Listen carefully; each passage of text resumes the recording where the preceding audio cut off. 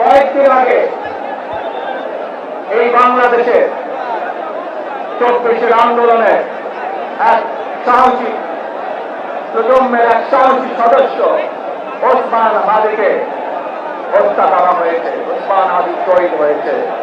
প্রিয় ভাই বোনেরা, ওসমান হাদি চেয়েছিল এই দেশের মানুষের জন্য গণতন্ত্র প্রতিষ্ঠিত হোক, এই দেশের মানুষের গণতান্ত্রিক অধিকার প্রতিষ্ঠিত হোক, এই দেশের মানুষ তাদের গণতান্ত্রিক এবং অর্থনৈতিক অধিকার ফিরে পায়।